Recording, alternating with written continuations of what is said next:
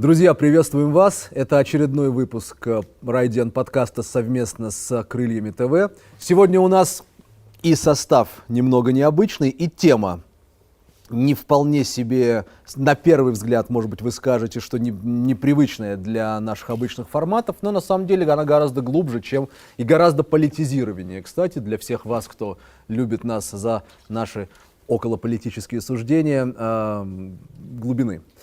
Смотрите, у нас сегодня в гостях монстры спортивной и неспортивной мысли тоже. Два батраза, Тигиев и Илаев. Обоих вы прекрасно знаете по их многолетней деятельности на ниве спортивной журналистики. Батраз Илаев — это национальное телевидение, так проще всего, я думаю, будет объяснить. В прошлом, да, и основоположник очень крутого спортивного шоу «Там». А Батраз Тигиев — человек, который много лет на федеральном уровне писал, пишет и будет писать о спорте. Почему сегодня эти два достопочтеннейших джентльмена с нами? Ну, очень просто. Мы будем говорить об Алании, во-первых, о ситуации, которая сложилась в Алании. Причем сразу говорю, мы договорились, да, что это будет общение не узкоспециализированно спортивное, а будем разговаривать об Алании для того, чтобы нас понимали даже те, кому спорт не интересен, потому что это и политика тоже. А после этого на закуску для вас самая уже ядерная часть нашего подкаста. Поговорим о допинге. Россию отстранили от всего, чего только можно. Это затрагивает осетинских атлетов, которые представляют нашу страну. Заодно вспомним тех, кто нашу страну не представляет, но является также осетином и был в свое время отстранен, лишен, вернее, медалей олимпийских. Короче говоря, поговорим о бардаке в нашем спорте, о том, как это связано с Осетией. Ну что, начинаем? Простите уж за такую долгую прелюдию, но меня давно не было в эфире. Мне нужно было выговориться. Ладно, давайте, если серьезно.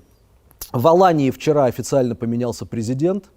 Владимир Гуриев, владелец клуба, заявил, что теперь становится и президентом. Владимир Габулов, бывший президент, остался неудел, команду покинул. Что происходит, черт возьми? Ну, владелец клуба все-таки Данил, да, если я не ошибаюсь сейчас? Данил Гуриев. Ну, учредителем считается Данил Гуриев, но когда говорят об учредителях, да, обычно подразумевается семья Гуриевых. Да. Но что произошло, по-моему, никто до сих пор так и не понял. Началось все с проблемы Айларова, Анзора, да, когда он не угодил, видимо, руководству. Генеральный директор. Да, его убрали, и потом уже началось что-то непонятное. И непонятно, почему убрали Айларова, ну, мне лично. Давайте так, вот на твой взгляд, и потом на твой Батраз, что случилось? Спортивную составляющую даже предлагаю сейчас в расчет не брать. Мы понимаем, что она вполне себе нормальная, да, для первого года, как бы то ни было. Что происходит, Батраз? Я могу предположить, Давай. Айларов новичок в этом деле. То есть он просто бывший футболист, который попал на должность гендиректора. И не считая того, что, ну, правда, он очень позитивный, хороший человек, это правда. Возможно, он не справился с какими-то своими задачами, которые у него стояли на этом посту. И, соответственно, не угодил руководителям. Возможно, так. Но Габулов, учитывая то, что он пришел с Айларовым, наверное, стал на его сторону, стал на защиту, потому что это дружеские какие-то отношения, как мне кажется. Опять-таки, могу ошибаться, вот я как болельщик вот сейчас говорю, потому что я видел тоже все со стороны. Может быть, просто Габулов пытался отстоять его до конца, и это уже не понравилось руководителям. Возможно, так. Ну, те, кто следил за ситуацией на прошлой неделе, я вообще такой первый раз вижу такой вал инсайдов и лживых, и околоправдивых, и реальных от там различных анонимных телеграм-каналов. Такого на моей памяти, именно в преломлении к футболу, такого никогда не было. Можно было бы там по крупицам брать отсюда и какую-то картину создать, более-менее реальную. Но я бы стал отталкиваться от пресс-конференции, которую дал Владимир Габулов. Это было, по-моему, в субботу, да, если я не ошибаюсь. И он там рассказал хронологию событий. Да, у учредителей возникли вопросы к Амзору Николаевичу Айларову, вопросы к, насколько я понимаю, к делам, которые он вел, за которые он отвечал. У владельцев клуба есть безоговорочное право нанять любого сотрудника и попрощаться с любым сотрудником. Они приняли решение попрощаться с Айларовым. по каким-то причинам, насколько я знаю, там что-то касалось отчетности финансовой. Это не значит, что там кто-то где-то что-то воровал, нет. Просто нужно понимать, что немного назад, если откатить время, нужно понимать, что такое футбольный клуб, насколько это сложный механизм и как он работает. И учитывая, что клубу нашему полгода, а с момента основания клуба до момента первой игры прошло там буквально, ну, счет там на неделю шел, да. Естественно, клуб формировался вот так вот, да, то есть мы уже начинаем сезон, но продолжаем где-то там подтягивать новых людей и разбираться с делами. Батька уже сказал, что у Айларова не было опыта управленческого. И, возможно, что-то где-то, ну, да, ну, это нормально, наверное, в таком авральном режиме, который был в клубе. Но, тем не менее, учредители этого там не простили, решили с ним попрощаться, а Владимир Борисович просто воспринял это очень... Габулов. Да, он это воспринял очень близко к сердцу и в сердцах сказал, что типа вот я тоже ухожу. Это, в принципе, как бы не новость и никакой не секрет. Вот затем он передумал, понял, что как бы, ну, Габулов это человек, который, в принципе, да, там дал какой-то импульс всему тому возрождению футбольному, которое мы сейчас наблюдаем. И понял, что он не хочет как бы расставаться с этим, потому что это реально дело, которое там консолидировало не только болельщиков, в принципе, жителей, да, сети и так далее, и так далее. Он поменял решение, но, как мы выяснили в конце этой истории, да, там Гуриев-старший, с которым общался Габулов, человек, который вот такие вот телодвижения не приемлет. И те слова Габулова, о которых он говорил, что у него потерян контакт с учредителями, хотя есть доказательства, да, что Габулов и Гуриев младшие, они как бы, ну, скажем так, находились в одном помещении, то есть контакт у них был. Но, скорее всего, это речь идет о Гуриеве старшем, о том, что был потерян контакт. И вот этот конфликт, он как бы тлел, его вроде погасили, да, для общественности. Это было сколько, наверное, месяца полтора назад, да, это была история. Ну, около того, да, около Но того. этот конфликт такой был тлеющий. И я так думаю, что решение о том, что с Габуловым попрощаются, было принято уже тогда, просто ждали перерыва. Я думаю, видимо, так. Мне, в принципе, вот что было всегда непонятно. Непонятно, как странно казалось в этой истории. Во-первых, я вообще большой противник общественных начал. Да. Ну, послушайте, ну, давайте, в конце концов, я понимаю, что меня сейчас обвинят в неуважении к благородным порывам, но давайте так, но если ты президент организации, но только если ты не Блумберг, мэр Нью-Йорка, работающий за символический $1, да, мы понимаем почему и оставим эту историю в покое. Но президент на общественных началах для меня равносильно тому, что... А вот вам замечательное. У нас уже был президент 5 или 6, 7, сколько лет назад на общественных началах, который в итоге не был даже подписантом документов. Я о твоем, Батрас, бывшем кумире детства Валерии Газаеве. Соответственно, то же самое здесь. Ну вот Владимир Габулов, президент на общественных началах. Ну, здесь не совсем то же самое. Я к чему? Смотри, я к чему веду. Для меня руководитель на общественных началах априори абсолютно формальная фигура. Такая. Я не говорю, что это ширма или что-то, нет. Но я просто не очень с самого начала изначально понимал, к чему вот эта неуместная благотворительность души со стороны... Вопрос только в оплате, что ли? Нет, вопрос в... Я объясню, к чему я клоню. Вопрос в ответственности.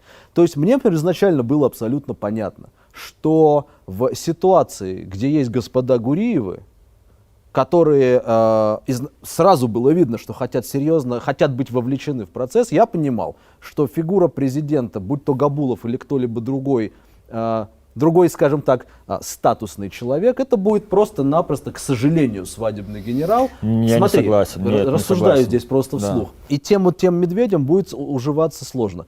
Я думаю, соглашусь с тобой, что, скорее всего, дело в бытовом конфликте. Вот как Мне ты говоришь. кажется, эта модель, она работала бы идеально. Я тебе объясню почему. Гуриевы — это люди, которые к Осетии имеют опосредованное отношение в том плане, что они процессов здесь не знают, спортивных и футбольных. Да? Они берут клуб. Им в любом случае нужен человек, через которого бы они проводили все свои... Вот у нас сейчас... Значит, на стадии, начальной стадии, ну, надеюсь, это не заглохнет с уходом Габулова, значит, сотрудничество с Академией баскского атлетика.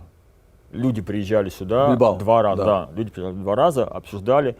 Мы принимаем опыт, как у них работает академия, как у них там сеть школ по всей стране басков и так далее.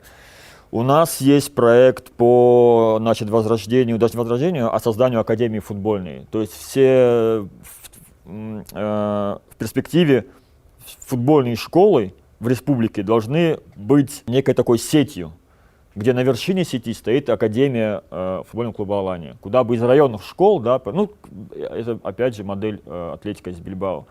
Все эти вопросы, плюс вопросы, ведь Габулов же еще на себя брал, насколько я понимаю, обязанности спортивного директора, да, то есть он договаривался о трансферах игроков, да, то есть он лично звонил людям и говорил там тому же Азамату Засееву, людям звонил и говорил, что ты нам нужен, там, мы хотим тебя видеть в своей команде и так далее, и так далее. Без Габулова этой команды бы не было, это 100%. Поэтому стоит просто очень сожалеть, что возникла такая ситуация. И по поводу номинальной должности. Она не номинальна, да, возможно, там в штатном расписании нет должности президент, но изначально этой ситуации бы не было, если бы Владимир Габулов был в клубе как наемный рабочий, без неважно какой должности. И тогда руководитель говорит, типа, я тебя увольняю. И ты уже, ну, как ты с ним, ну, то есть я увольняю, ты же не будешь там спорить с хозяином предприятия, условно говоря, да? Не будешь там какую-то вести с ним войну и так далее. Но Габулов, у него роль немного другая в республике. Он приехал в республику возрождать футбол. У него была такая цель возродить футбол. Да? Он поэтому и ушел с министерского поста. Я очень надеюсь, что все его благородные порывы, да, о которых ты говорил, они как бы не иссякнут, и они в каком-то виде, в каком-то, может быть, другом месте, я не знаю, были в интернете такие идеи о том, чтобы, а почему бы Габулова не взять «Спартак» Владикавказский, да, там, или «Моздок» там, да, возродить, и свои амбиции направить, да, и в эту команду, и попытаться с ней там выйти в ФНЛ, раз у него, ну, потому что... Устроить гонку? Устроить гонку, да. У нас, во-первых, появилось бы вообще огненное дерби, да. То есть получается, что Габулову нужно было бы найти тоже спонсоров под команду, да? Были разговоры о том, что Габулов может найти спонсоров. Да, я слышал. Но тогда, получается, он ищет спонсоров для «Спартака» Владикавказа, либо для «Моздока», поднимает эту команду, а дальше что? И в любой момент, получается, Габулов зависим от спонсоров, а Гуриева ни от кого не зависим. Так когда шла эта война, да, эти 2-3 дня, информационная война, она какой итог хотела видеть сторона Габулова? Я не понимал этого. Есть мысли? Потому что клуб без Габулова существовать может.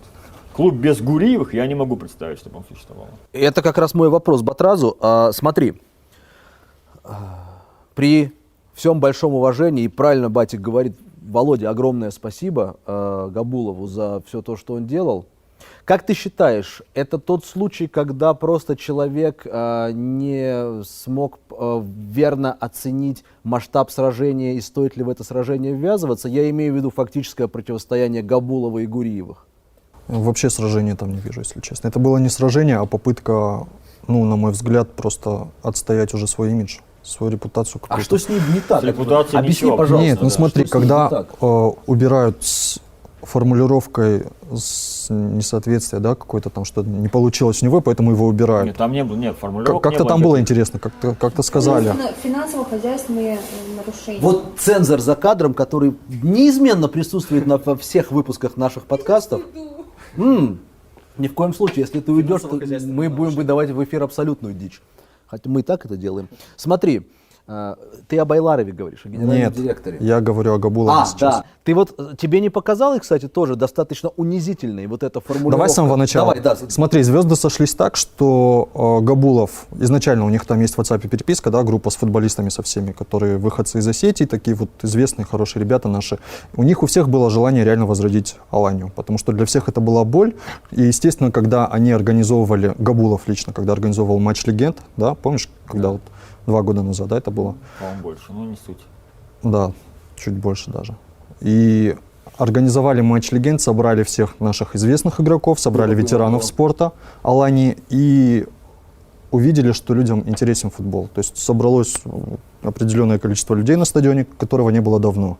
И Габулов, наверное, зажегся после этого мыслью и начал что-то делать. Хотя я знаю, что один раз у нас был с ним эфир, и ну, он говорил, что работа ведется уже в этом направлении, причем велась она задолго до того, как Алания появилась как частный футбольный клуб. Значит, Габулов уже делал какие-то шаги. Видимо, звезды сошлись, когда после беседы Габулова с Битаровым стало понятно, что есть инвестор в лице Гуриевых. Но при этом, когда Юрий Фарзунович Газаев был еще тренером и гендиректором, он тоже вел переговоры с Гуриевыми, правильно? Да. Вот этот момент был мне непонятен, потому что Газаева убрали. Тоже тут как-то странно с формулировкой по семейным обстоятельствам, как бы он сам ушел, вообще в это не верю. Убрали Газаева, поставили Габулова, Гогниева. И тут же появились. И Эларова. Появились Гуриевы, да. Мне кажется, что связка была хорошая, рабочая, то есть они готовы были вместе работать. Звезды сошлись так, что появился футбольный клуб Алания и появилась игра. Ну, не сразу, но как-то, но появилась игра.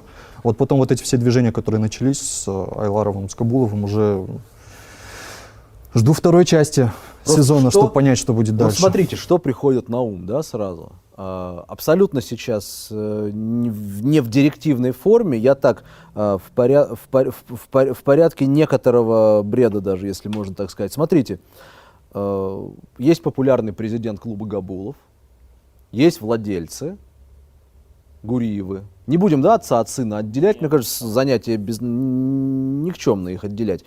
Кто учредитель, кто нет. В какой-то момент, повторюсь, я сейчас не то чтобы конспирологическую теорию, я хочу просто понять вот ход мысли. В какой-то момент происходит так, что осетинская Алания, то есть наш футбольный клуб, это Габулов. Ну да, у него есть владельцы Гуриевы, красноярские бизнесмены вот там где-то, да, но это Габулов. У меня, и я как на духу вам сейчас заявляю, как если бы вы меня исповедовали прямо сейчас, значит, огнем и мечом футбольным, у меня нет инсайдов. Слава богу, нет. Но у меня возникло стойкое ощущение, что возможен в том числе какой-то ревностный компонент. Я слишком часто видел подобное в российском профессиональном спорте, в частности в футболе за там, 15 или сколько лет. Вот у меня какой-то есть стойкий привкус гадости в этой истории, в том плане, что Володя Габулов, я позволю себе так говорить, потому что очень-очень давно знакомы, что он в том числе пал жертвой собственной популярности. Как вы считаете?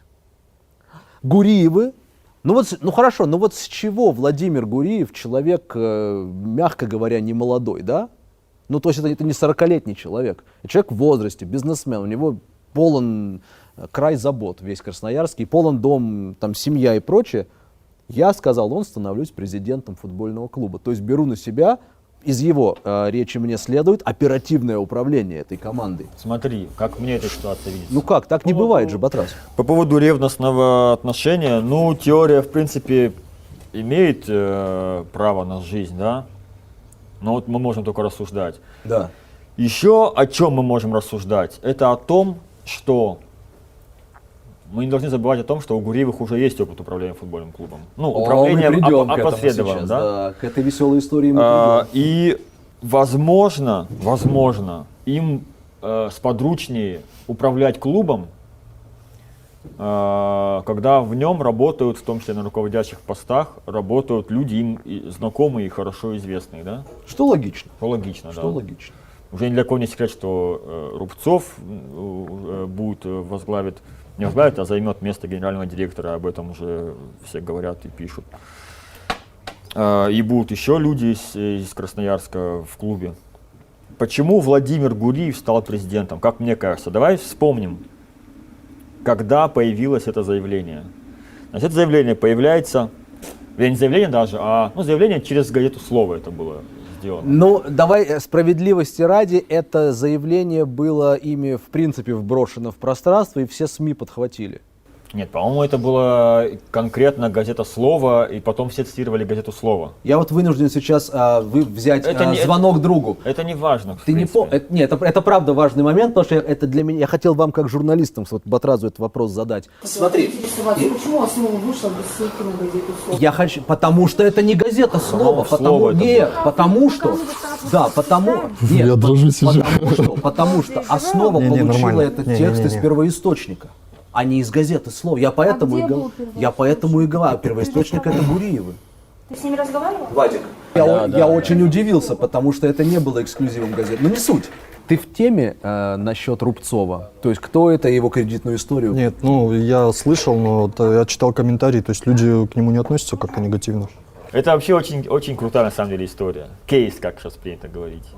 Владимир Габулов собирает пресс-конференцию. Все, после слова кейс теперь Пухаев дисквалифицирует меня, и Батик здесь будет сидеть. В различных там телеграм-каналах Закрытую. об этой встрече говорили как о закрытой. И я первый раз в своей практике встречал формулировку «закрытая встреча с журналистами». Ты был? Нет, не был. Вот этой закрытой встречи с журналистами, которую собрал Владимир Габулов, он начал рассказывать свою версию событий. Там находятся журналисты, камеры и так далее. И в этот момент, пока Габулов сидит там, выступает Владимир Гуриев, и заявляет о том, что теперь он президент клуба. Хотя Габулов дает пресс-конференцию как президент клуба. Это как бы это высший пилотаж. Как это возможно? То есть человек выходит из пресс-конференции, да, ему говорят, а тут вот Владимир Гуриев выступил и говорит, что теперь он президент. Я вынужден... Но это преамбула была. Что же будет дальше? Почему ты задаешься вопросом, как такой человек, там не молодой, с такими заботами у себя там в Красноярске, становится президентом клуба? Смотри, то, что происходило в информационном пространстве эти 2-3 дня, это вот в мультиках, знаешь, когда волки или собаки начинают драться, да, и вот там все в пыли, ничего не видно, вот что-то похожее.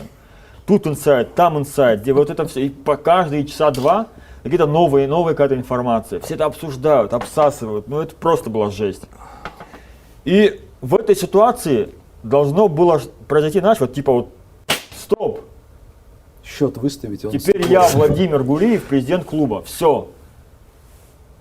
То есть если бы, допустим, на эту должность претендовал бы какой-то менее авторитетный человек, это могло подразумевать под собой какие-то еще там, а тут как бы пришло, все, это первый нюанс. И второй нюанс, почему меня порадовало это назначение, назначение самого себя. Потому что, когда такой человек, как Владимир Гуриев, назначает себя президентом клуба и заявляет о том, что он замыкает на себе всю финансовую, операционную и кадровую деятельность клуба, ты можешь быть уверенным, что этот клуб не облажается. Потому что если он облажается, это будет удар по репутации Владимира Гуриева. А он такой человек, как мне кажется. Просто на одну фотографию посмотреть, ясно, что это очень, очень серьезный чувак. Но очень серьезный. Этот человек не допустит никакого... Как о Путине сейчас говорит. Ну, практически. Но как мне представляется, он не допустит никогда, особенно, что касается футбольных дел. Ну, понятно, что футбол это намного в стороне от его основной деятельности. Поэтому тем более в этой футбольной истории, чтобы какая-то тень легла на его репутацию, на его деятельность и так далее. И поэтому это вселяет оптимизм, понимаешь? Как короля... Ты понял мысль мою, да? Я твою мысль исключительным образом понял. Как короля спортивных осетинских инсайдов. Я сейчас из тебя не выуживаю. Ты мне это говоришь? Я тебе это говорю, чтобы Откуда у меня инсайды? Объясню, чтобы лишний раз наши зрители, которые помнят тебя по блестящим диалогам с представителями видов спорта, в том числе не олимпийских, очень. в том числе не олимпийских, я про армрестлинг. Кстати, нет, не кстати, это опять же о допинге позже.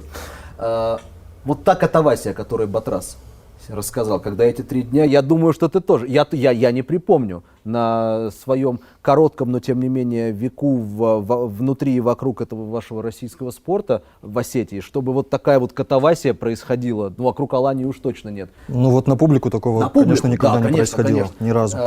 Чем ты объясняешь, Бат, для себя это? Как это стало возможным? И ситуация, когда Габулов говорит, а я хочу продолжать работать, я президент, а он уже и не президент в эти минуты. Чей прокол? Почему? Мы же понимаем, что Габулов хотел это делать. То есть человек действительно из патриотических побуждений, как бы это ни звучало, мне кажется, что порыв сердца возродить Аланию. На него накладывалась дополнительная ответственность в лице всех болельщиков, которые сплотились вокруг него, сказали, мы поддерживаем, давай поднимать. Он начал это делать. И получается, что человек дело не довел до конца по какой-то такой простой причине, но, видимо, что-то не получилось там. Где-то в чем-то какие-то ошибки, возможно, и были. Мы не знаем этого всего, информации нет. Но с точки зрения болельщиков, мне тоже, конечно, хотелось бы, чтобы Габулов продолжил работу, потому что, горит человек этим, он хотел это сделать. Это ясное дело. Но если смотреть с лица Гуриева, со стороны Гуриева, то если Габулов с чем-то не справился, то Гуриев как работодатель, ну, может быть, неофициально, но как человек, который заведует клубом, мог спокойно сделать то, что он сделал.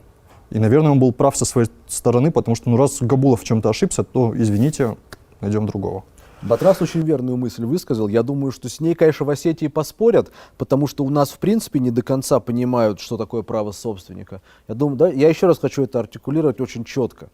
Владелец организации имеет право делать с этой организацией все, что он хочет. И он будет прав при Более этом того, раскладе. он тогда. может ее уничтожать. Это будет совершенно деструктивно, но это его священное право, поскольку это его.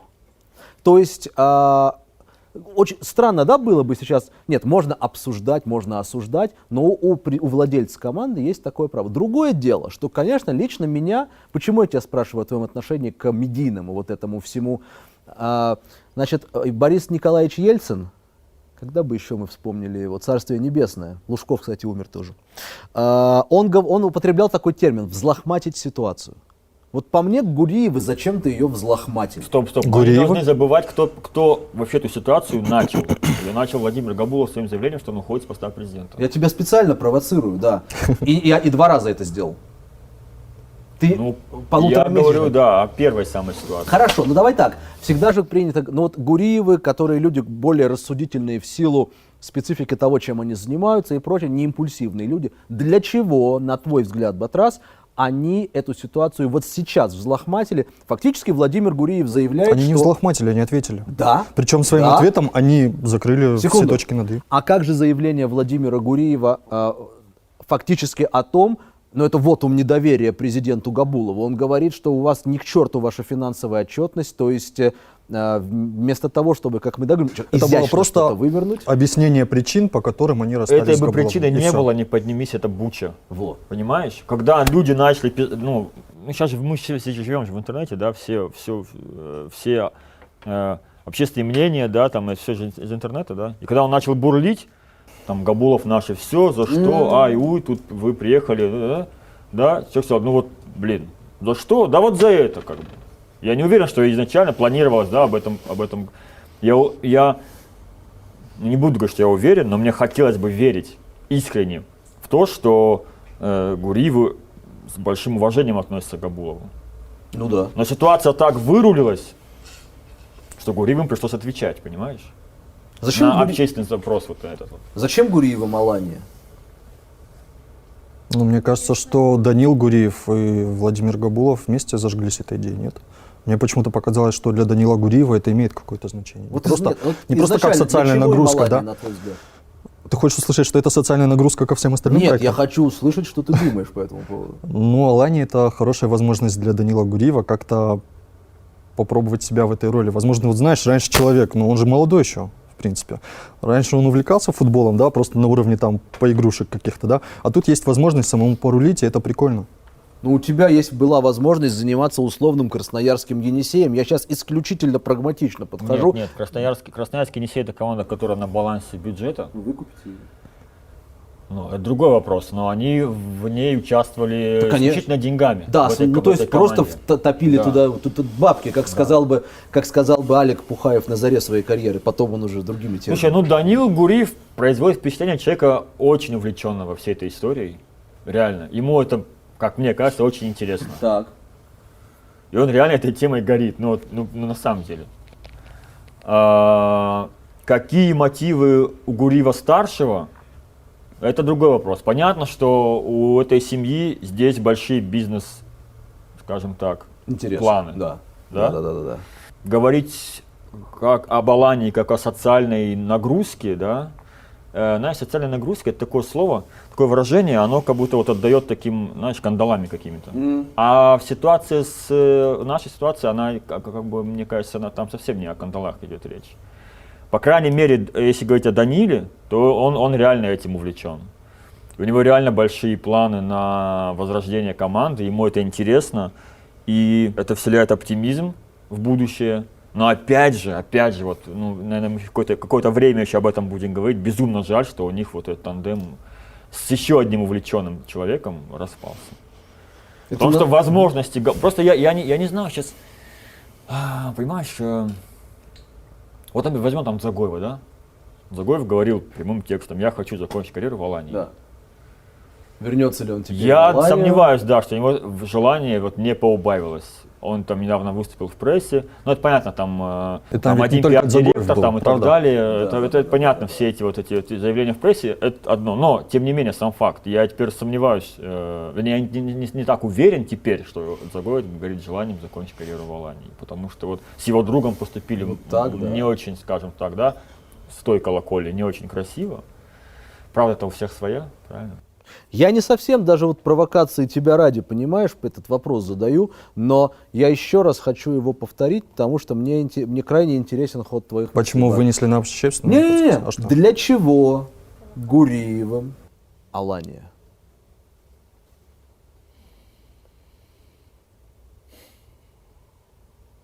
Для чего они согласились возродить Аланию? То есть к ним же обратились с просьбой? Да.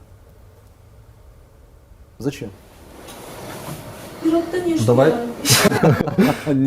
Давай по хронологии. 17-й год, да, по-моему, май 17-го года, встреча Гуриева с Битаровым.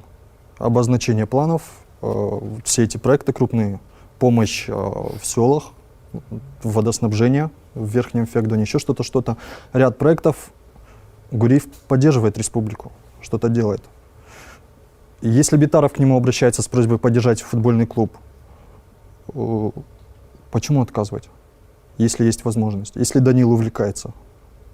Смотри, есть два сценария. Давай Я хочу сейчас буду говорить, привести, два потому что я сейчас сценария. сам об этом уже Два заговорю. сценария. тогда. Первый сценарий. Значит, у Гуриева есть там интересы, да? Да. Он об этом говорит с Битаровым. Битаров говорит: слушай, вот у нас клуб есть. Был там великий, сейчас вот помоги. Возьми себе, и тебе и как бы и в карму плюс, да, и делу поможет. Вот. Отец говорит сыну: Данил, ты же футбол любишь, вот давай это займемся. Давай. Есть второй сценарий. Гуриев давно как бы, да, в республике, там какие-то у них есть дела в республике. И Данил говорит: па, слушай, я вот всегда за Аланию болел, давай это самое, дай возможность, хочу вот возродить. Отец говорит: слушай, давай. Вот какой-то этих двух сценариев. И в душе обрадовался, что сын не Рому итальянскую купить просит, а всего Ну, лишь нет, Аланию по Данил за деньгам, Интер да? болеет, не за Рому. А, за Интер, простите, да. Но кроме Битарова еще же Юрий Фарзунович просил Гуриева. Но я Правильно? сомневаюсь, что Юрий Фарзунович мог просить напрямую такого То есть человека, как Владимир посредством. Гуриев, да, я не знаю, как бы. В общем, того и получается, что другого лично. Гуриевых тупо забросали просьбами помочь с Аланией, и они согласились. Слушай, на самом деле, это разве важно? А вот да. спасибо, Это к вообще не чему, важно. к чему я веду. В последнее время слышу довольно часто голоса скептиков и конспирологов о том, что вот они, сейчас вот дайте я закончу, они взяли этот клуб, потому что у них огромное количество интересов в Осетии. Ну это вообще нормально. Если Гуриевы получили эти сотни гектаров под Аланский Диснейленд, ну другое дело, что не надо говорить, что это будет 5-й или там 4-й по размеру тематический парк в мире, потому что в этот момент мир содрогнулся от смеха. Ладно, не будем об этом сейчас. У вас это Алания парк, да, так же он, по-моему, называется. Как-то ты не веришь. Нет, физически невозможно просто. Это все равно, что заявить, что мы в 2021 году беспилотные такси в Осетии запустим под собственным брендом, понимаешь? И разработка будет осетинская. Саша Хугати, где электромобиль, кстати? Я о другом. Это нормально. Человек, это бизнесмен, он получает преференции в республике. Но мы же не будем, да, сейчас изображать из себя... вот это слово я не уверен, что можно даже в эфире Крыльев произнести. Девушек-недотрог. И делать вид, что мы не понимаем, да, что есть какие-то преференции, которые получает это практика бизнесмен Гуриев. общемировая, по-моему. И также абсолютно нормально, когда ему говорят: Владимир, надо бы вот здесь помочь. И вот тут, на мой взгляд, что правильно делает Гуриев. Уж коль скоро я свои деньги начинаю втапливать в это глубоко убыточное предприятие, дайте-ка я буду им владеть и рулить. Потому что одно дело, когда ты, привет, Исток, когда ты просто кидаешь деньги на ветер, а их тратят чужие дяди, а другое дело, когда... Я сейчас даже не помню, миллионов, наверное, 70-100 это бюджет во второй лиге, да, в рублях, более... 70 это достаточная сумма, чтобы поставить задачу выхода в ФНЛ. Вот так даже, да? Ну, по кулуарным разговорам, ну да, как бы 70-80, но по разговорам у нас бюджет отнюдь не топовый. То есть говорят, что у нас бюджет в разы меньше, чем бюджет Волгаря. А там за 100 все-таки переваливает, да ведь? Да, там... Я к чему? 200. Даже если мы о 50 миллионах говорим, всегда приятнее собственные деньги расходовать так, чтобы у аудиторов, присланных после этого извне, как нормальная корпоративная практика в клуб, не возникало вопросов. То есть я к чему? Глубоко противны разговоры о том, что есть двойное дно, скрытая какая-то... Это человеческая натура, она Конечно, ищет да. постоянно какие-то скрытые мотивы. Бизнесмен должен искать преференцию и точка. Если с помощью вложенных в Аланию десятков, сотен миллионов рублей, неважно, он получает какую-то выгоду для своего бизнеса, во-первых, это законно. И все. И мне кажется, на этом не будем совсем уже углубляться в теорию. В этом не то, что нет ничего плохого, в этом есть даже польза, потому что в будущем он эти деньги сможет тоже Другое дело, друзья мои хорошие, вот эту закольцовывая немножко футбольную тему, я хочу вас вот о чем спросить. И сейчас хочу, чтобы мы обошлись без шапкозакидательских настроений. Гуриевы это надолго?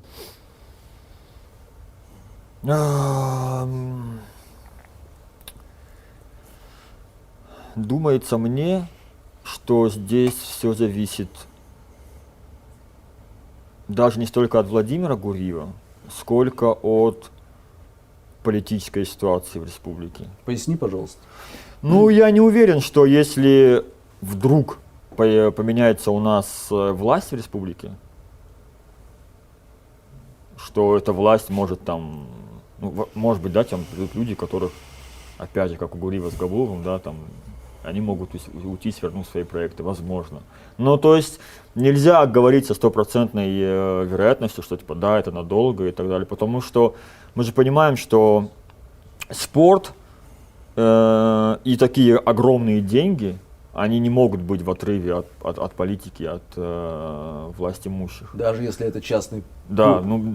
к сожалению, да. Но если мы говорим о частном клубе как о части большого глобального проекта Гуриевых в Осетии. У нас вообще Осетия же у нас часть России, а в России, будь уверенным, в завтрашнем дне вообще, не стоит. Гуриевы это надолго?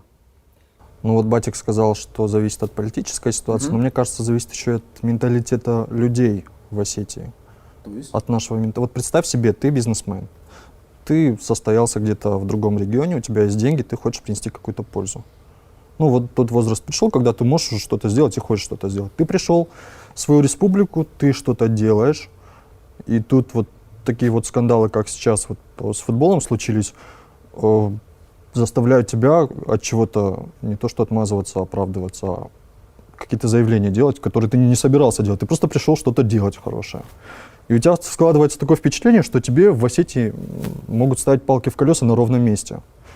А это же твоя республика, ты же хочешь просто вот... Я не знаю, как объяснить это. Ну вот представь себя на их месте. Мне кажется, такой понимаю. фигуре, как Владимиру Гуриеву, все эти сопения в Телеграме, как слону дробинка, понимаешь? Не, я даже Если сейчас не человек про пришел сопения в тратить миллиарды, Телеграме. Если человек пришел тратить миллиарды, да, если у него есть договоренность с главой республики и с правительством республики о том, что он тратит здесь миллиарды, вот эти все общественные мнения и общественные негодования, и бурления, Ну не вообще скажи, по боку. общественное мнение по бок. Мне кажется, по боку. Если действительно речь идет вот об этих проектах, да, там, Ну ты же где это делаешь речь не идет- для главы республики, не для правительства, ты делаешь для республики, это для бизнесмен, региона, это для людей. бизнесмен, он в первую очередь это делает для того, чтобы заработать денег. Я не что верю ты- в это. Мне кажется, что он делает еще и для того, чтобы Это поставить нет, след для нет, людей. это понятно, но он же не будет там тратить условные миллиарды рублей для того, чтобы люди потом бесплатно на этот парк ходили и развлекались, правильно? Бизнесмены думают, Ребята, вот Руслан знает, осетинский, как думают осетинский бизнесмены. бизнесмен, делающий что-то, чтобы оставить след, это невозможно. Вот Ну, простите. я по наивности буду еще Вот в это прости, верить. И давайте, единственное, что хочу давайте сказать. не будем. Не, я сейчас не принижаю, я не принижаю. Это не понимаю. негативная Это оценка. не негативная Понимаю, оценка. понимаю. Он не был бы сильнейшим осетинским бизнесменом, Если бы что-то делал просто так. если бы он делал что-то просто так, а потом еще что-то. Поэтому говорить о том, что Гуриевы занимаются здесь благотворительностью, категорически нельзя. При этом категорически нельзя их порицать за то, что они делают, потому как в конечном итоге, получая преференции, еще раз я повторяю, на выходе для Осетии они содержат футбольный клуб. А мы с вами знаем, да, надеюсь, у нас есть консенсус, что содержать футбольный клуб за государственное бабло – это зло. Я понимаю, что в России это необходимость, но как говорит один мой достопочтенный друг в Москве, если сферического коня в вакууме мы рассматриваем, то содержать футбольный клуб в России за государственные деньги – это зло. Или нет? За государственные деньги, которых не хватает ни на что другое. Вот это хорошо. Или нет? Или это Естественно, нормально? я согласен, как абсолютно. ты думаешь? Не-не-не, я согласен. Я даже согласен, если госкорпорация финансирует. Это тоже зло, но уже не настолько инфернальное, да, но вот просто за бюджетный. Последнее, давайте по Алании. Вы Ну, помните? мы должны, чтобы наши зрители нас правильно поняли, Не прокляли, да. мы должны, наверное, более, может быть, четко сформулировать нашу мысль о том, что может сложиться впечатление, что как бы мы относимся к Гуриеву, ну, немного с такой, ну, скажем так, прохладцей, да? Почему? Нет, Нет. потому что не только футбольный клуб, это не только то единственное, да, что как бы Гуриевы нам дали. Понятно, если они реализуют все свои проекты, это будет супер круто для республики, супер круто. Но, как мне кажется, стоит понимать всегда о том, что бизнесмен не приходит там, домой к себе или в республику к себе, чтобы что-то подарить. Конечно. В любом случае он хочет вернуть хотя бы то, что вложил. Но понятное дело, что как бы он тут не мусорный полигон строит, да, а строит крутые вещи, которые будут на радость там, нашим жителям и жителям соседних там, регионов. Это все понятно, да. Поэтому лично у меня отношение только позитивное к этим людям, да, и то, что мы называли их там прожженными бизнесменами, которые думают, Это комплимент. Это комплимент. Последний вопрос.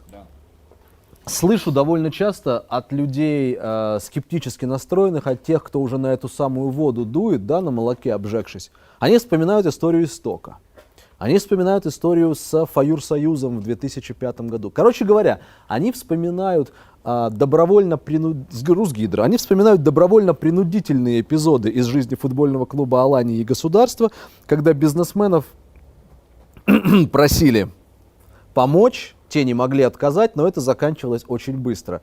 Мы объясняем им, что здесь ситуация иная, поскольку здесь впервые, наконец-то, бизнесмены, собственно говоря, купили этот клуб, они владельцы, все. Почему люди все равно скептически настроены относительно долгосрочности проекта, Батрас? Не знаю, мне не кажется, что вот сейчас люди... Ну, конечно, после конфликта опять появились какие-то сомнения, но вначале мне казалось, что люди уже поверили, тем более, когда пошла череда побед у футболистов, люди поверили, что что-то может получиться и что это надолго. Касательно того, что люди все-таки в общей массе скептически относятся к бизнесменам, которые что-то делают, ну, это уже из-за того, что было раньше. Из-за того, что было в последнее время на их памяти, это случай с Русгидро, случай с Валерием Георгиевичем Газаевым и все, что этому сопутствовало. Кстати, я считаю, что это было бы фантастическое абсолютно назначение сейчас, если бы Гуриевы позвали Валерия Георгиевича на пост президента Алании. Ты знаешь, я очень хочу, чтобы Валерий Георгиевич, как депутат Государственной Думы Российской Федерации, возобновил, инициировал возобновление расследования по делу развалившейся Алании. Вот чтобы как депутат Госдумы он вот это сделал. Очень хочу. Причем самое смешное, ему это ничем не грозит, поскольку, как мы уже с вами в начале, во первых строках нашего долгого послания телезрителям сказали, Валерий Георгиевич не был подписантом в этой истории, поэтому... Ну, что кому грозит или не грозит, это уже узнают. Но это тонкая мысль. Я, кстати, я у тебя видел ее в Фейсбуке и очень хотел, чтобы ты сегодня ее выразил, а ты ее выразил. Хорошо. Батрас пару минут назад сказал о том, что Россия государство непредсказуемое. Так-то оно так, но вполне себе предсказуемое, когда дело касается допинга. Мы, правда, не могли эту историю обойти стороной. Лишение нашей страны возможности участвовать под нашим флагом и с гимном государства на ближайшие 4 года в Олимпиадах, чемпионатах мира. По той простой причине, что это напрямую касается доброй дюжины, как минимум, осетинских атлетов. Или атлетов из Осетии, чтобы меня по доброй традиции сейчас не начали опять обвинять в национализме и ксенофобии. Атлетов из Осетии. Многонациональный осетинский народ, как сказал кто-то из спикеров Стернахаша.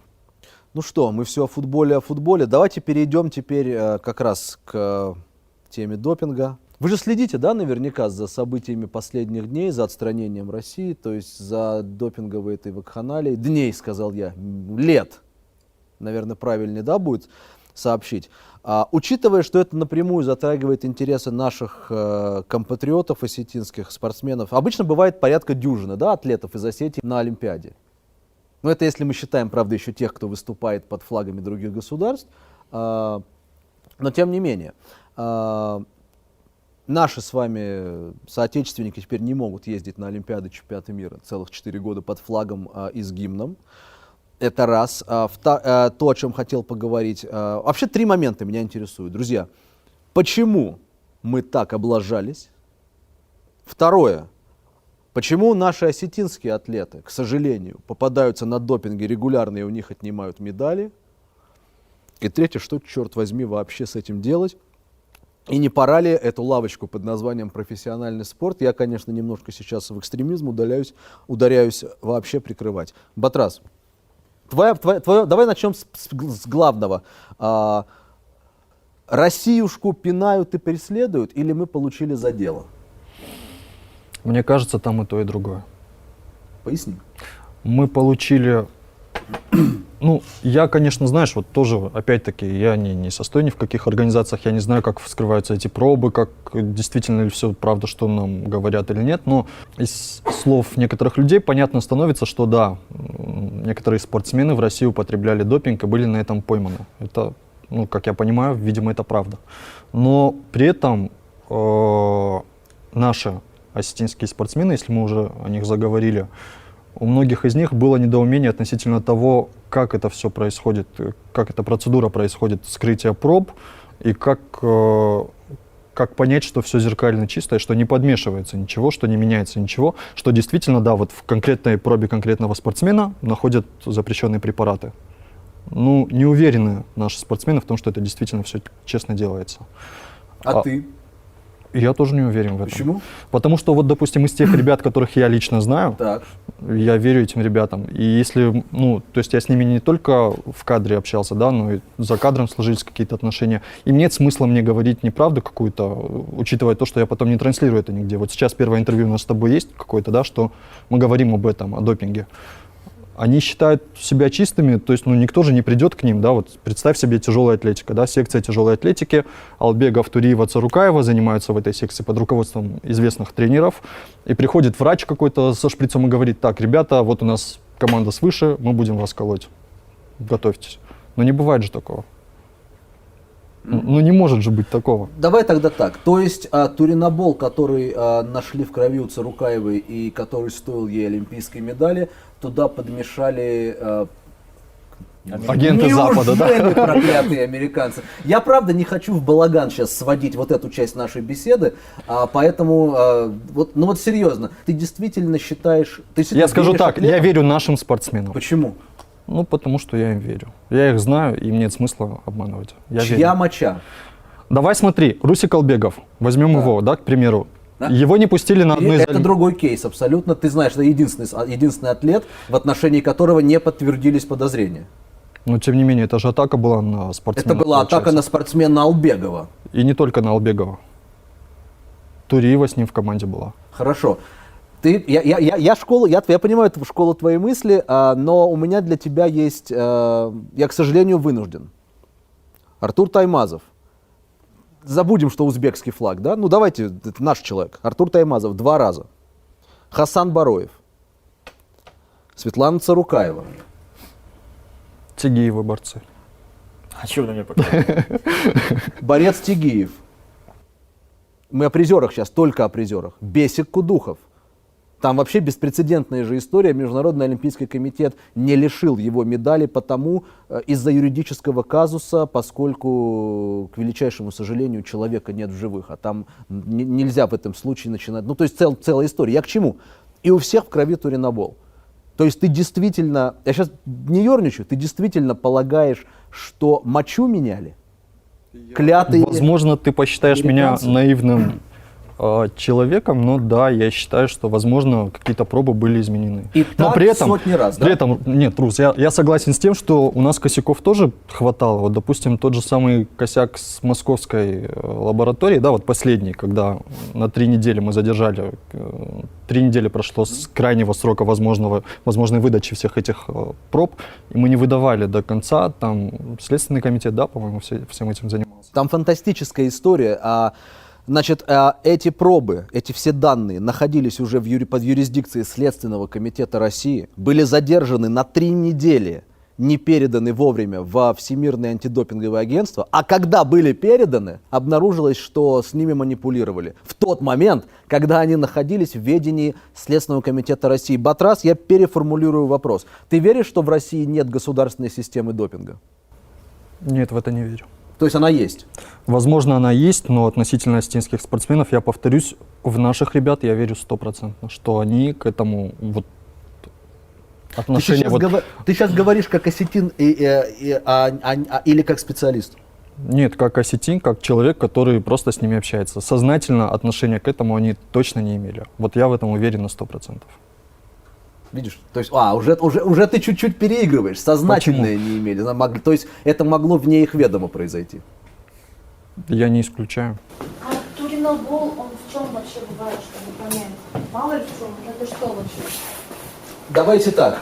Ну, может, он что-то выпил, раз и туринобол. И ты знаешь, ты сейчас, понимаешь, как ты сейчас... Такие случаи тоже были, кстати. И спортсмены отмазывались, что они употребляли какой-то обычный лекарственный препарат, где просто содержалось совсем... Друзья мои, вы мне сейчас... Напомните персонаж из анекдота, который рассказывал, почему он любовника жены убил? Это мы не вырезаем. Он сказал, Мы вообще ничего не вырезаем. я апельсин чистил, а тот наткнулся на мой ножик и так 8 раз. Та же история. И они что, все пили? Все сотни? Мы сейчас даже не Я вообще хочу понять, что такое этот, и где он содержится, этот туринобол. Я не специалист, не знаю. Здесь нет фармакологов, но это абсолютно, это препарат настолько известный всем, настолько часто на туриноболе во всем мире, не только наших атлетов, что, извините, это нельзя по немыслию. Батрас, Да. в России есть государственная программа поддержки допинга? Осетинские атлеты являются частью государственной программы поддержки допинга? Да. Не могут осетинские спортсмены быть оторваны от российских команд, от российского спорта и от российской программы этой. Вольно или невольно, но они не могут быть оторваны от этого. Ты задавал в начале вопрос, почему мы так облажались? Да, почему так облажались? Я тебе могу задать встречный вопрос. А почему у нас ракеты падают? Почему у нас полицейские подкидывают наркотики, на этом палятся? Почему у нас дороги, безопасность на дорогах обеспечивается не какими-то дорожными способами, да? А попов пригоняют, и они машут веником своим. Почему? Потому что все через зад. Во всех сферах. Но это так. Полнейшая некомпетентность. Это правда так. Полнейшая некомпетентность. Кстати, просто чтобы мы понимали, если это вырежут, я больше не приду. Этот веник, не может быть. Этот веник я не знаю, называется просто- кадила, чтобы ты знал. Веник. Потому что не может быть так, Похоже. что Веник. в стране здесь разруха, тут разруха, Да. здесь управляют непрофессионалы, Да. случайные люди, а в спорте все супер. Так не может быть. В спорт точно так же, в руководство спортом пришли такие же некомпетентные люди, которые считают, что они умнее всех, хитрее всех, а на самом деле они уже который год выставляют нашу страну изгоем, посмешищем. И то, что сейчас происходит с нашим спортом, и в этой ситуации больше всего, конечно же, жаль чистых спортсменов, которые, ладно, есть спортсмены, которые уже чего-то добились в жизни, да, там Шубенков или Лосицкена, да, тем не менее. Но есть люди, которые всю свою жизнь сознательную идут к этому, к олимпийским вершинам.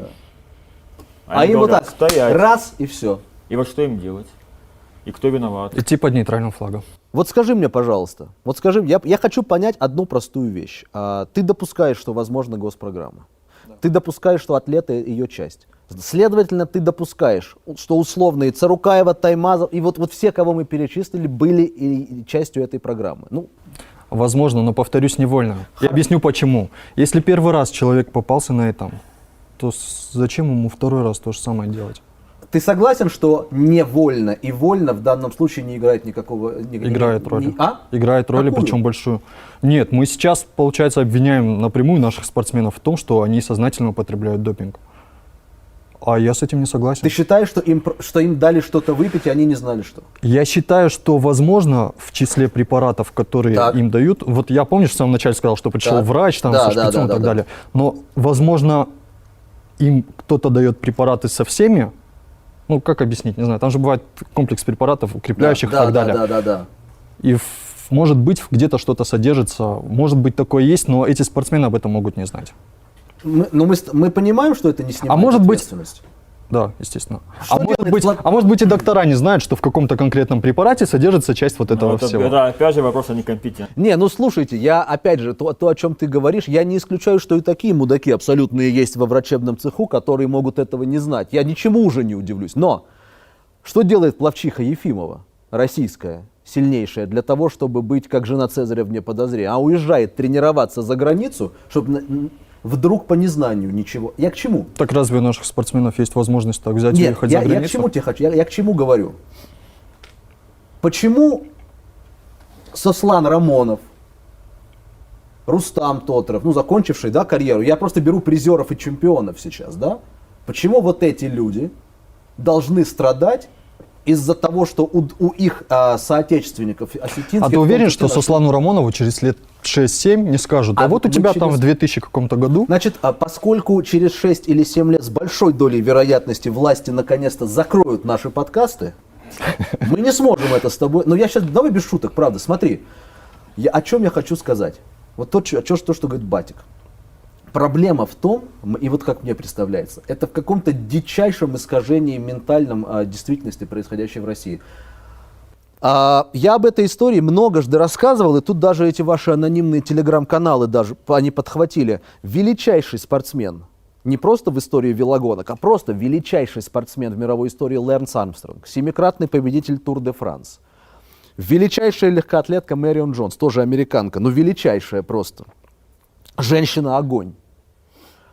Когда выяснилось, что эти люди употребляли допинг, пикантная деталь, они еще и признались. Ой, дураки! Они еще и признались в итоге, что сами его употребляли. Наши же никогда не признаются, кроме Шараповой, кстати, которая больше американка ментально. Когда выяснилось, что они употребляли допинг, это был вселенский позор. Это было лишение всех привилегий, лишение уважения. Они стали париями, изгоями, горемыками, кончелыгами последними. Что происходит в России? Его лишают золотой медали. Этот чудак из бобслея или чем они там занимаются, да. А ему басманный ваш суд или какой-то присуждает золотую. Это единственный случай в мировой истории, когда российский суд присудил золотую медаль человеку. Они депутатствовать начинают. Они начинают молодежь поучать. Они остаются в этой стране ролевыми моделями. Батрас, почему на Западе эти люди подвергаются едва ли не в самделишному распятию общественному, а здесь они ролевые модели? Дай мне ответ. Ментальность. Объясни. У нас другая ментальность абсолютно. А почему А так? мы за своих до конца. Получается То есть? как-то так. Получается, что даже если наши ребята виноваты в глазах всей другой общественности за пределами страны, мы будем их защищать до конца. Это вот как я сейчас, вот сидя рядом с тобой, защищаю наших остинских спортсменов, но, видимо, на уровне страны у нас тоже все то же самое. А ты что скажешь? Ну, близко к этому, и это тоже. Но мне вообще кажется, вся же история началась в Сочи. Более-менее такая вот глобальная. Да. А что там было? Значит, мы великая держава. Лучше всех, сильнее всех, красивее всех. Там кто-то что-то там вякает на Западе. Мы их можем вообще сапогом раздавить. Олимпиада домашняя. Мы должны всех порвать. Как порвать? Сможем порвать? Ну, конечно, сможем, но не уверен, что сможем. Надо порвать. Хорошо, надо порвать. Что делать? Ну давайте что-то делать. Привлекают этих специалистов, тех специалистов, дырки сверлят в помещениях, где пробы, да. Все это дело делается Батрас о доказанных фактах для говорит того, сейчас, что самое чтобы смешное. мы выиграли Олимпиаду. Да. Просто чтобы никакого даже сомнения не было. Это делается для того, чтобы подтвердить в очередной раз величие страны на мировой арене. То, что идет политика, да, там военная штука, культура, искусство, и вот в спорт тоже пробралось. Это, собственно, то, как я это вижу себе, Да, как да. родилась вообще вся эта идея. Ну, мы попались, да? Почему не повиниться? Объясни мне, почему не признать то, что у нас даже... Как ты признаешь, когда ты русский великий человек, на тебя какие-то там геи из Европы вякают? Как ты это признаешь? Перед кем? Они вообще никто. Мы можем, у нас до Гавайев долетают, ты помнишь, да, или куда? В Я хочу- Калифорнию, я уже из Европы Флориду, сейчас во хочу. Флориду. Эти, как они, что они Мы смешили? какие-то ракеты во Флориду могут Эти? лететь. Махмуды? Нет. Искандеры. Искандеры, да. Искандеры. Знаешь, как признаться? Ты можешь признаться в неправоте равному себе. А для них-то эти неравные, понимаешь? И это как бы сидит здесь внутри. И когда вот сейчас вторая история, когда случилась, с этой московской лабораторией, будь они ладны, ну это такой просто позор. Причем, как мне кажется, там все были старые, на самом деле, образцы, да? Многие завершили уже карьеру из этих спортсменов. И какая-то часть, я думаю, немалая часть из этих людей, чьи пробы там были, они наверняка сейчас сидят в кабинетах. И ты представляешь, да, сейчас мы отдаем опять, после всего этого скандала, после всей этой изоляции и позора, мы отдаем снова, значит, пробы. Там снова находят, ну, грязную мочу людей, которые у нас там занимают посты и учат жить наших граждан. Понимаешь, А какой позор? официальную причину помнишь? Им дают Технические время, да, им дают время. Вот проблемы. этих убрать, срочно убрать. Понимаешь, они опять думают, мы опять обманем их. Мы умнее, мы хитрее. Вот там такие Баширов ну ты помнишь, да? Если Петров у нас и Баширов. Петров, ну, а это- когда еще бы, кто бы еще в Если у нас- региональном эфире Нет, вспомнил если у про нас этих двух? спецслужбы вот Ну, правда. такие, да, ну это просто жесть, Это просто Сибирецкий жесть. собор. Помнишь же. Хорошо, но ты при этом... Я тебе сейчас задам очень неожиданный вопрос. Ответь на первый очень коротко, и я после него задам второй. Ирон Ахдау. Это пустой звук или нет? Нет. Нет, хорошо. С точки зрения Ирон Ахдау, как мы должны относиться к тому, что, и я на наши осетинские рельсы, к тому, что осетины, которых отбирают медали, которых уличают на секунду в преступлении, продолжают оставаться героями общества. А что это за общество? Скажи мне, пожалуйста. Да я повторюсь, если эти люди делали несознательно, употребляли какие-то препараты, которые содержали это, то в чем ты их обвиняешь? Если они несознательно это делали, если они не знали, что они употребляют запрещенные вещества. Во-первых, тем, что я сейчас говорю, я не признаю тот факт, что действительно они что-то употребляли. Я не исключаю того, что действительно кто-то мог что-то там поменять, потому что непрозрачная система вскрытия этих проб. Сказал кто? Специалисты многие говорили. Ты же изучал эту тему тоже. Я изучал эту тему. Единственные специалисты, которые об этом говорили, это члены сборной России, которые попались на допинге. Вы можете мне объяснить, Нет. почему, Смотри. если кто-то меняет пробы, почему меняют пробы русским? Важный момент, чтобы Почему не меняют пробы китайцам, Да. пакистанцам? Китай, смотри, ты заговорил про Сочи Корейцам. в самом начале И Олимпиады в прочим Сочи. тропическим африканцам. Ну честно, ну вот правда. Ну почему? Помнишь, в Сочи Россия забрала почти все медали? Да. Помнишь, потом в Китае китайцы забрали почти Да. все медали? Потом оказалось, что Россия, Родченков, да, и Китай, там была тоже их какая-то, не медсестра, как называется, женщина в медицинской службе, которая тоже вскрыла маркер, который выявлял запрещенные вещества. То есть в двух странах, получается, вскрыли маркеры, выявляющие запрещенные вещества. В других странах никто ничего не вскрыл. Но это не так. Ну это, Батрас. Нет, я к тому, что Батрас. это не исключает того, что святые все Понимаешь, вокруг, какая а мы штука? такие... Допинг это надо понимать, что вот как есть гонка вооружений, да, у стран, которые владеют ядерным оружием, так и существует и гонка фармакологии в ведущих державах спортивных. В России, в США, в Китае, в Германии, там, в Норвегии и так далее. Она есть. Но коробит другое. Коробит то, что когда за руку ловят здесь, мы говорим, да блин, да они все врут, мы чистые, да пусть посмотрят на себя, пусть посмотрят. А когда ловят там, все, человек просто его закрывают, ну как бы он все, у него нет шансов там куда-то вернуться и так далее. Да, там много говорят о том, что, знаешь, там норвежская сборная по лыжам, они там все астматики. Они не все астматики, там маленький процент. Это очередная байка российского телевидения о 90% астматиков. Этого вашего вот этого, как этого зовут-то убогого? Губерниев. Губерниев, да. Я настаиваю, что это Понимаешь, не вырезать. если бы мы правильно реагировали на эти ситуации, отношение к нам было бы другим. Я в этом убежден. Люди почему-то здесь, ну не почему-то, я знаю почему, но люди, вот, ну Русик знает, люди уверены здесь, которые живут, и которые, ну там, скажем, мало общаются или вообще не общаются с иностранцами, или не бывают за границей, они уверены, что нас все ненавидят. Что все спят и видят в Америке и в Европе, спят, видят, как уничтожить Россию, как насадить Россию. Да всем пофиг до России на самом деле. По большому счету, ну так и есть. Вы статистику просто, вот, понимаешь как? Опять же, тем, кто сейчас нас смотрит, посмотрите статистику по отобранным медалям и по пойманным на допинге атлетам. Да, страна номер 1 – это Россия, безусловно, в списке пойманных. Но если мы удельный вес возьмем, то остальной мир, там очень большой процент. К чему это хочу сказать? То, о чем мы, кстати, с тобой еще до эфира, да, дискутировали.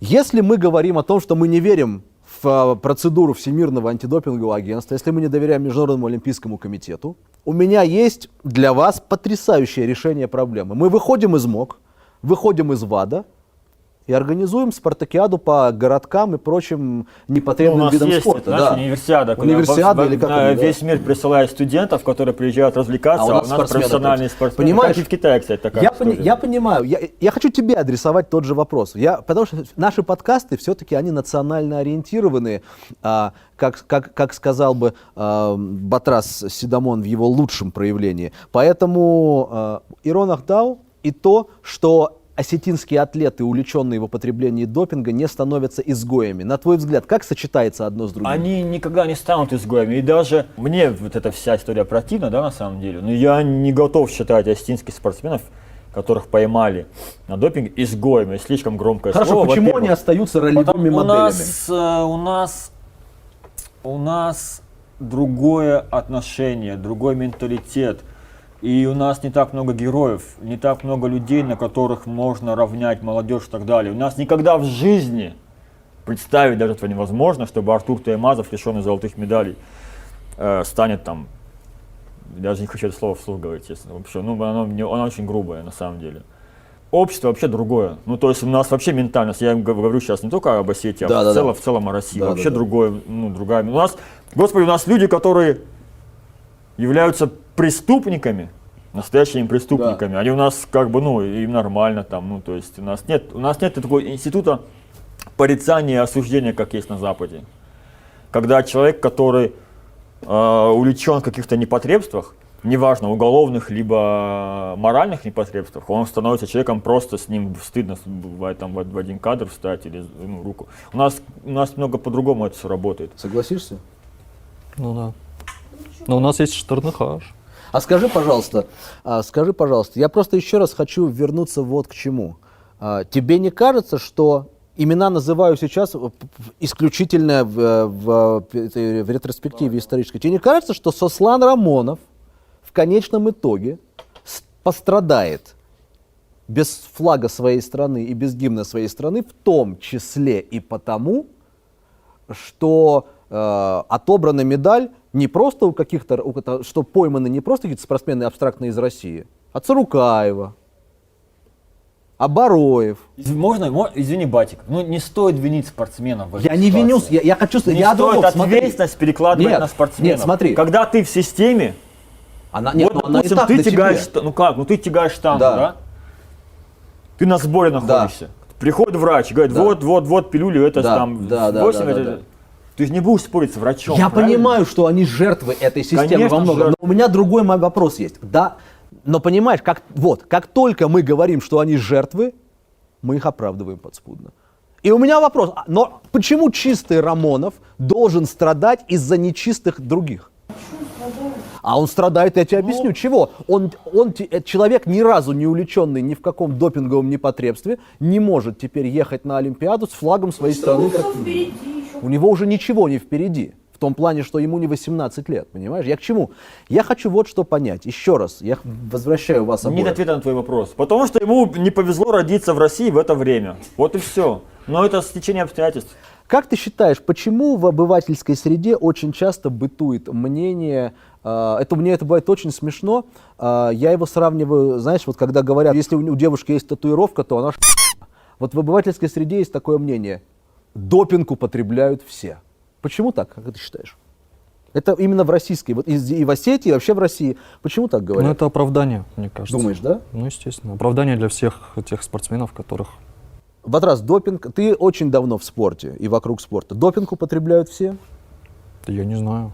Ты меня так спрашиваешь, как будто я бываю на этих... Я хочу просто... Мне всегда очень смешно это бывает. Я, кстати, не удивлюсь совершенно, если мне скажут вот со стопроцентной вероятностью, что есть виды спорта, где допинг употребляют все. Я тебе серьезно говорю. Я считаю, что в велоспорте, в тяжелой атлетике, в циклических видах спорта, лыжи, биатлон, допинг употребляют все, но тут стоит понимать, разницу между препарат фармакологией... астмы это допинг в данном случае, да?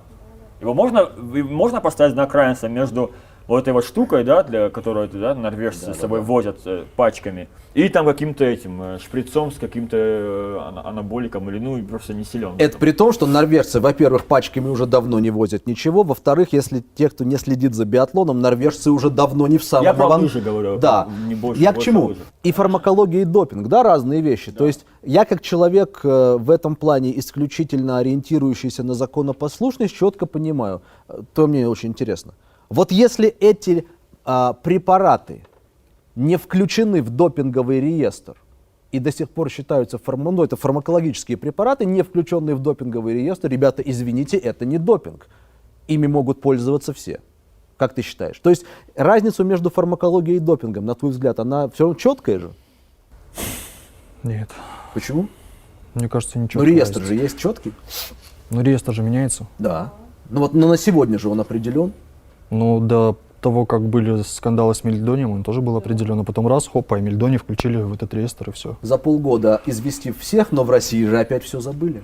Нет, там просто забыл менеджер Шараповой, забыл просто открыть это письмо, или он его увидел, но не открыл, там какая-то вообще глупая была. То есть человеческий фактор и, возможно, некомпетентность на уровне там. Мне кажется, что вот в большом спорте, где, скажем так, большие спортсмены, известные, но там, по-моему, исключена вероятность того, что в организм человека попадет препарат из числа запрещенных. И как тогда в организм наших атлетов попадает туринабол, банальнейший препарат? Вот, понимаешь, вот он конфликт. То есть Батрас сейчас говорит то, да, вот ваша точка зрения сейчас прямо противоречит, фактически. Нет, я уже сказал, как я считаю это возможно. Я сказал, что, возможно, представитель там медицинской какой-то службы берет, дает им препараты, и, возможно, он сам и не знает, что там это есть. Ну, может, как одна из версий. Допускаешь? Или это фантастика? Ну, некомпетентность. Я считаю, что, возможно, это некомпетентность. Во всех видах спорта, да вдруг, нет, цикличных? Нет. Ты смотри, тяжелоатлеты, вольники. Эти, как называется, люди, которые очень смешно ходят. Спортивная ходьба. Легкоатлеты, в общем. Да. Я к чему говорю? Если бы это было только у тяжелоатлетов, я твою версию принял бы. Некомпетентные мурзилки какие-то. А у нас это во всех видах спорта цикличных. Во всех. Ну, хорошо, по логике получается, что это госпрограмма. Да. Да. И тогда в этом случае остается главный вопрос, про который мы сейчас спорили. Спортсмены делают это осознанно или нет? Правильно? А это важно? Конечно, важно. Второй раз отвечаю на это, важно. Это важно, Бат? Ну, для спортсменов это важно. Твой вопрос, ответ на вопрос подразумевает такое понятие, как обман. Да. То есть спортсмена могут обмануть для достижения им результата. Так. Это очень тонкое вообще на самом деле. Я не знаю, как ответить. Мне тоже не У меня нет ответа на этот вопрос. Я считаю, что если ты профессиональный спортсмен, ты должен не только вставать в 6 утра и в 8 быть на тренировке. Ты должен следить за тем, что в твой организм попадает. От и до. Давай на простом футбольном нам знакомом примере. Вы помните в 2003 году знаменитый брамонтановый скандал в «Спартаке»? Вы же помните, что была целая группа футболистов «Спартака», которая просто отказывалась принимать любые препараты, которые им давали врачи. К слову о сознательности спортсмена. Кстати говоря, вот очень радует, что футбол и РФС в целом к этому вообще Не никакого цикличный отношения вид не спорта, имеет. нет смысла. Ты же сам знаешь, в футболе это не имеет смысла в этом виде спорта допинг, практически никакого. Но при этом они тоже пострадают. И при этом... Не факт, что они пострадают. Ну не факт, кстати. ну хорошо, факт. давай так, гандбол пострадает, условный какой-нибудь, или там, это что у них там еще, в пионербол, или там, если в него не играют, по-моему, на Олимпиадах. Ладно, все, заканчивая, просто я что хочу у вас, я понимаю, что у нас риторические в основном вопросы.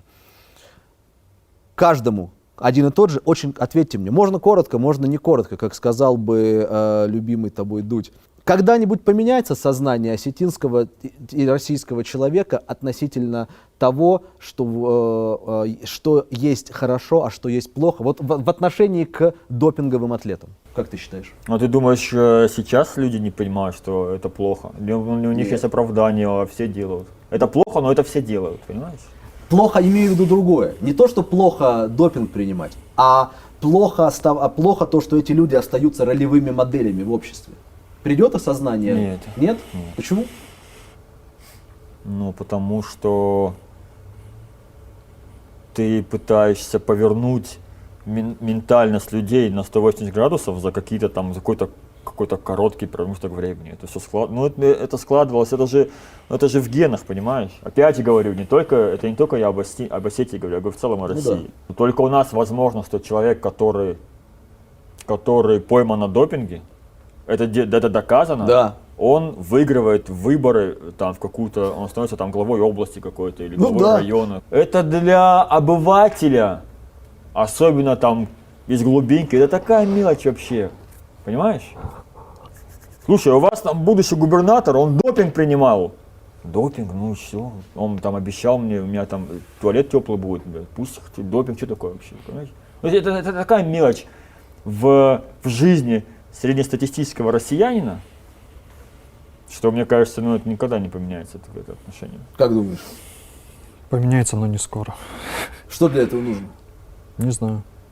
Что нужно Это сделать? время. Что нужно сделать конкретно в Осетии для того, конкретно чтобы вот мы сейчас. перестали героизировать людей, обманывающих всех?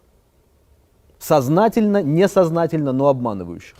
Хотя бы начать это делать. Это ты говоришь, что они обманывают. А кто доказал? Что надо сделать, чтобы эти атлеты, хотя бы один из них, сознательно, несознательно, видишь, я уже под Признался своим в том, влиянием что нахожусь, сказал, они- простите меня, пожалуйста, мои дорогие осетины, мои дорогие эти вот россияне, как сказал бы Ельцин поздний, простите, я виноват, у меня нашли допинг. Для этого московской лаборатории, для этого ВАДА и всем прочим структурам надо сделать абсолютно кристальные, честные вот эти вот, показать нам хотя бы, потому что мы же все это не видим, мы же не знаем, как это делается. Показать нам, чтобы мы все были уверены в том, что все делается честно, кристально. Вот пробы образцы, вот какой-нибудь сайт где-нибудь пусть создадут. Я не знаю, как это надо То есть сделать. мы что, приходим к тому, что мы не я не верим знаю. этим структурам, да, получается? Мы не верим этим структурам. А почему мы участвуем в олимпийском движении? Потому что надо в нем участвовать. Потому что если мы не будем в нем участвовать, то будет еще хуже, чем сейчас. Хотя куда еще хуже? Ну а Я что, не Толстой знаю. же предложил 8 лет потерпим, что? Да, сидят спортсмены, за голову хватаются, говорят, господи, что происходит с нашим спортом?